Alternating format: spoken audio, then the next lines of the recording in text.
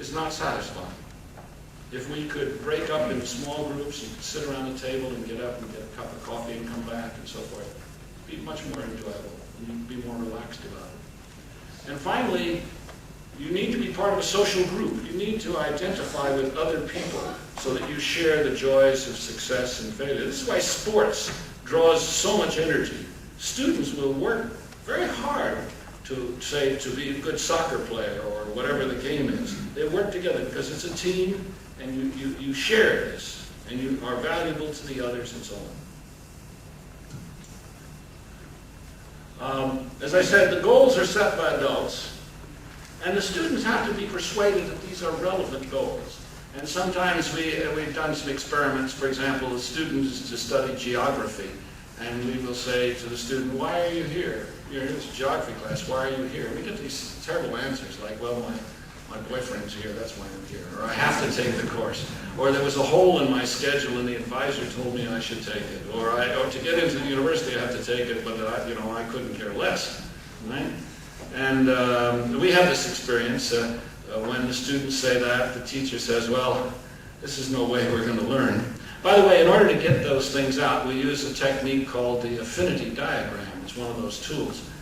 The students write on these little post-it notes, these little sticky papers. They write their own reasons for being here. And we choose a wall and we post them all up. Then we rearrange them so that they're in blocks of related things. Then, as a class, we look at that and say, this is how we feel about this place. And looking at it, we see that most people don't have very much of a positive motivation to learn geography. So then we'll have the students go out and interview some adults. So you think you might want to be a doctor. Okay, why don't you go find a doctor that you like and ask him why you should study geography? Ask your parent. Ask somebody, some adult that you like. And then the students come back and put all the reasons that they learned on the board. And then they'll go through a little exercise of deciding why we are here. And maybe a ceremony to come up with a grand statement, and they all sign it. Say, this is why we're here. And that ritual develops a peer pressure. And no one likes to be left out, because it's a group that we're creating. And then as a result, they get enthusiastic about the subject. But they don't choose it. Okay? But they have to be persuaded it's going to matter to them, and they don't want you to tell them it matters. Children listen to adults under two circumstances. When the adult is answering a direct question, and when the adult is talking to somebody else. So you need to get, you can't tell them, right? But the learning process, that's where the students have a strong voice. Now the content of an education, I maintain, should be in one of four categories. And here, you should make up your own. I don't claim that this is the only way to do it. It's just a way for me to talk with you about the things I think that are important. Education should have the four categories. Knowledge. There are things you ought to know. And knowledge, by knowledge we mean how you can take information in and relate it to other things you know. It helps you understand the world around you. Theoretical knowledge is more general than practical knowledge, but is often not so useful. And to know the cities of this country, at least to know the major cities, this is something everybody who's a citizen here ought to know about. There are various things, kinds of pieces of knowledge that we give students. Know-how, on the other hand, enables us to do something, have the skill. You may know all of the parts of a sentence, but how to put the sentence together, that's a different matter. Knowledge without know-how is sterile. You can't do anything. Know-how without knowledge is a very quick path to obsolescence. You need both. But you also need wisdom. That's the ability to tell what is important from what is not, to set priorities, to be able to figure out what to do next. It's also important. And then there is character, the development of those things that make us human. Tolerance, The ability to work alone, to work in groups, to be proactive, to be honest, to have integrity, and so on. You can make up your own list. Those are the things that need to be covered in school. And as you go higher and higher in education, you discover that people start chopping things off the list until you get to the university. Only they talk about knowledge. I mean, to actually use this knowledge, well, that's something else. The people who aren't good enough to be professors will have to go out and use this stuff.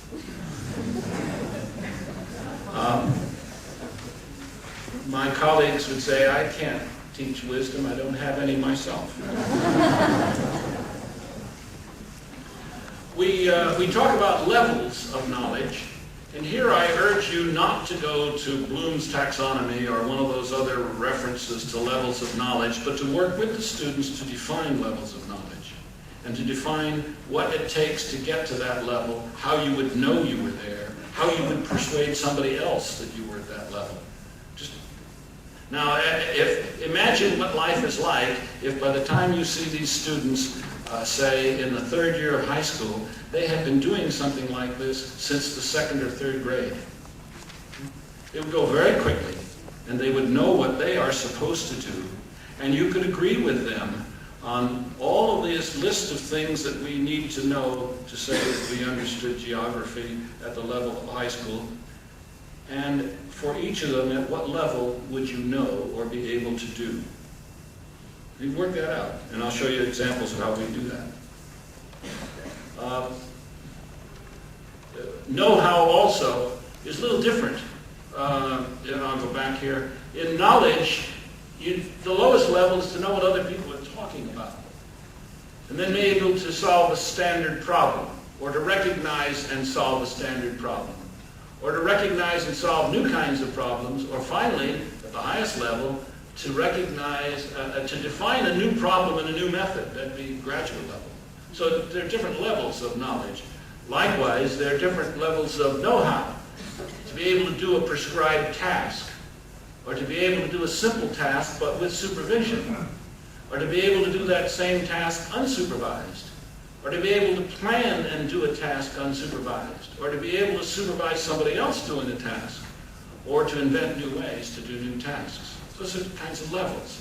And students, depending on what the subject matter and what it is we're trying to do, may progress to one or another level, and that may be the objective of a particular course.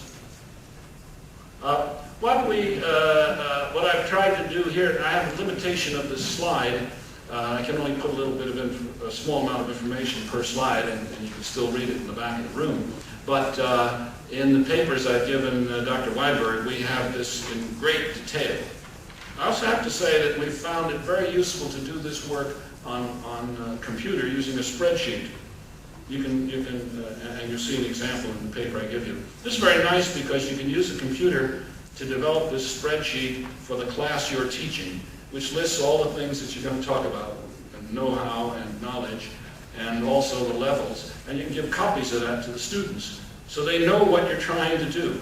Right? Remember, when they're the co-manager, no longer do you come into class and say, now I'm going to introduce you to something new. And they have a foggiest idea of what you're going to do. And life coming into when I taught, was full of surprises. I was always coming up with something new. Oh, you could read ahead in the book, but it wasn't laid out in a logical way. It wasn't clear why we do what we do. But on day one, I will share with you, my students, what I'm trying to do and the levels that we're going to try to achieve. But some of this stuff you don't need to know very well because it's a certain kind of knowledge you ought to have, but you don't need to have it. But this knowledge you better have very, very well. And this capability, you really better have it. And this capability, well, it's not too important to develop it too high. And it'll be a profile of what I'm trying to accomplish with you. And you may come to me and say, I'd like to do differently, and have a different profile. Anyway, in the paper, I outlined what it is you as a teacher should learn if you're going to apply quality management methods in the class. It seemed to me that was a useful thing for you to see how it's done and to do it for you. And if you're going to teach about quality, you should know about history, how to facilitate a meeting, what the tools are, systems theory. And that is broken into finer detail. The history, what about the global economy, what it means to have a process orientation, who the big names were, Or in facilitation, what it means to be a leader, what are the common barriers to groups working together, and so on. In the paper, we have, I think, 97 items listed. Okay. Then, how do the students help? Well, I can give you that list of things, and then at the top in the columns, I'll put down, there's a video you're going to see, there's the textbook, there's the notes, there's the lab, there's the guest lecturer, there's the project. And in there, I will enter as the teacher a number above the diagonal saying how good I think that would be.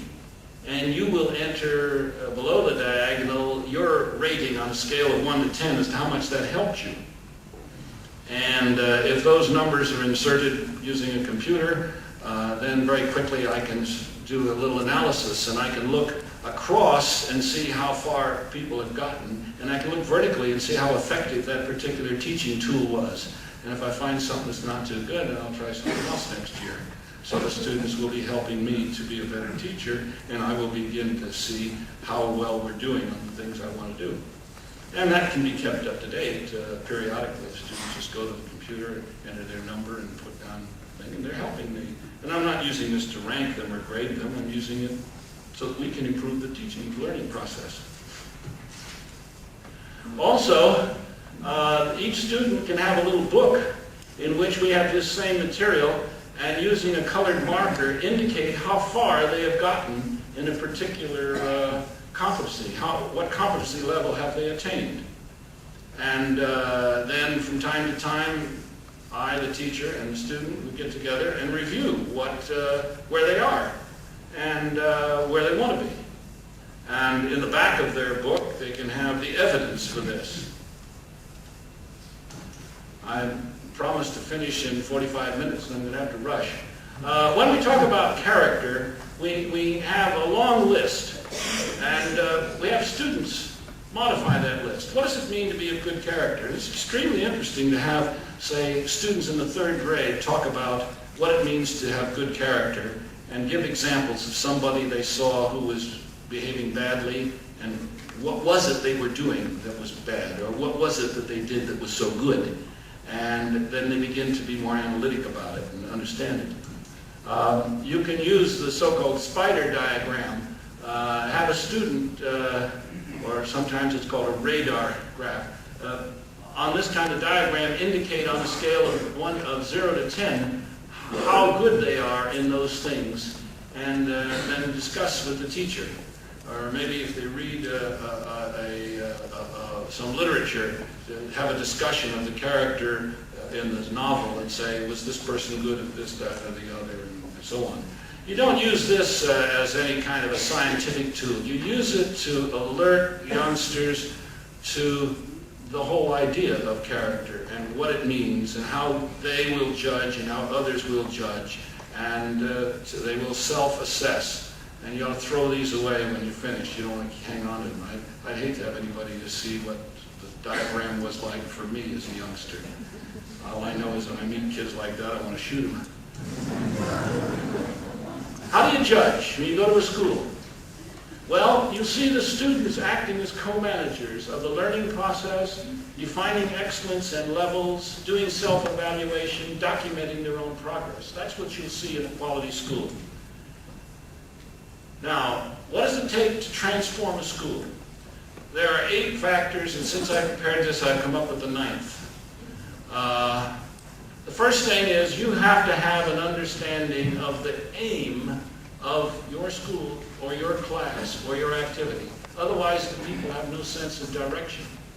Right? And that has to be made explicit. I talked about how the teacher and the students together would define the aim of this class in geography, what we're going to try to do. Second thing you need is a philosophy. It emanates from you, but it's implicit in all the things you do. And if you don't have a strong philosophy, people will not follow you. They're not interested in what you do. I mean, if you're bland, if there's nothing in there that is appealing.